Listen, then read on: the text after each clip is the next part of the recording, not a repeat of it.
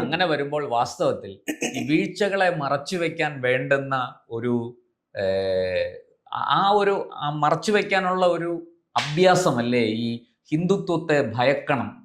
ഹിന്ദുത്വ രാഷ്ട്രീയത്തിന്റെ വളർച്ചയെ കരുതിയിരിക്കണം എന്നുള്ള ഈ സ്റ്റേറ്റ്മെന്റ് സത്യത്തിൽ ഈ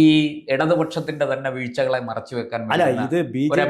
ബി ജെ പിക്കാരെ ഒഴിച്ചിട്ട് ബാക്കിയുള്ള ആൾക്കാരുടെ മനസ്സിലെല്ലാം തന്നെ, ഞാനത് അനുകൂലിച്ച് പറയുന്നതല്ല, അല്ലെങ്കിൽ ആർക്കെങ്കിലും പ്രതികൂലിച്ച് പറയണമെന്നല്ല, ഈ 10 കൊല്ലങ്ങളായി നമുക്ക് ഒരുപാട് വിഷയങ്ങൾ, ഞാൻ എൻ്റെ തുറന്ന സത്യസന്ധമായ അഭിപ്രായം, എൻ്റെ വിലയിരുത്തൽ ശരിയാകാം തെറ്റാകാം, പക്ഷെ ഇതിനകത്ത് പറയുന്നത് പിണറായിയുടെ ഈ 10 കൊല്ലക്കാലം അദ്ദേഹത്തിന് സ്വാഭാവികമായിട്ടും കേന്ദ്ര ഫണ്ട് വാങ്ങിച്ചെടുക്കുന്നു, എല്ലാം ചെയ്യുന്നു, ഒക്കെ തന്നെ.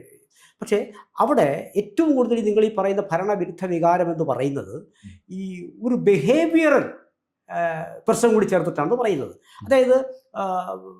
പെരുമാറേണ്ട രീതിയിൽ മൈക്കിനോട് പോലും കയർക്കുക,